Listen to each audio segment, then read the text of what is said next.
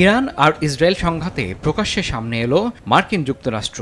একদিকে দেশটির প্রেসিডেন্টের প্রত্যক্ষ হুঁশিয়ারি, অন্যদিকে মার্কিন বিমানের ঘাঁটি ছেড়ে উড্ডয়ন। সব মিলিয়ে ইরান ইসরায়েল সংঘাতে যুক্তরাষ্ট্রের সামরিক হস্তক্ষেপ বিষয়টি জোরালো হচ্ছে।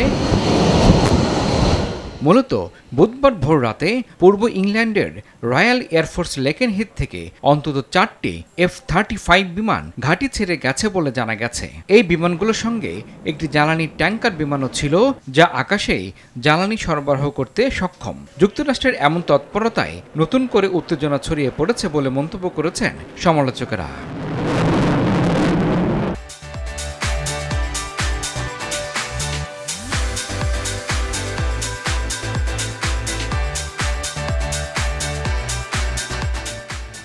এছাড়া ইরানের মাটির গভীরে তৈরি স্থাপনায় হামলা করতে পারে যে B-2 স্পিরিট বোম্বার বিমান, সেগুলো ভারত মহাসাগরে ইরান থেকে 4000 কিলোমিটার দূরত্বের মধ্যে একটি ঘাঁটিতে রাখা হয়েছে বলে দাবি করেছে বেশ কয়েকটি আন্তর্জাতিক সংস্থা।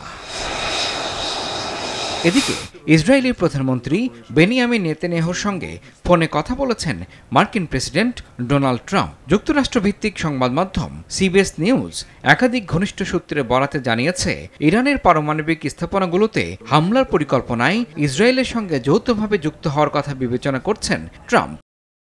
এর আগে অবশ্য CBS জানায়, ইরানের যে কটি পারমাণবিক স্থাপনায় সম্ভাব্য হামলার কথা ভাবা হচ্ছে তার মধ্যে অন্যতম হল ফোর্দো পারমাণবিক স্থাপনা।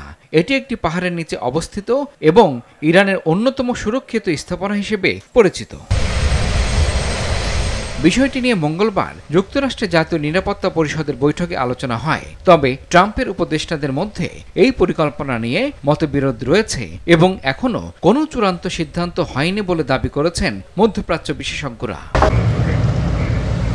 এদিকে হোয়াইট হাউস বলছে, ডোনাল্ড ট্রাম্প ও তার জাতীয় নিরাপত্তা পরিষদের সদস্যদের মধ্যে অনুষ্ঠিত বৈঠকটি চলে প্রায় 1 ঘন্টা 20 মিনিট। বৈঠক শেষে ট্রাম্প কোনো মন্তব্য করেননি এবং প্রেসিডেন্টের দপ্তর থেকেও এ বিষয়ে আনুষ্ঠানিকভাবে কিছু জানানো হয়নি।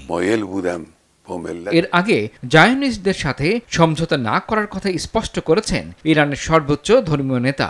এক্সে খামেনির প্রোফাইল থেকে দেওয়া পোস্টে উল্লেখ করা হয়, জায়নিস্টদের কোনো দয়া দেখানো হবে না। মঙ্গলবার খামেনির অবস্থান সম্পর্কে ডোনাল্ড ট্রাম্পের বক্তব্যের পর এই প্রথম কোনো মন্তব্য করলেন তিনি। এর মধ্যে ইসরায়েল আর ইরান একে অপরের বিরুদ্ধে হামলা চালিয়ে যাচ্ছে। বুধবার ভোর রাতেও তেল আবিবে কয়েক দফা মিসাইল হামলা চালিয়েছে ইরান। ইমরুল হাসান, RTV।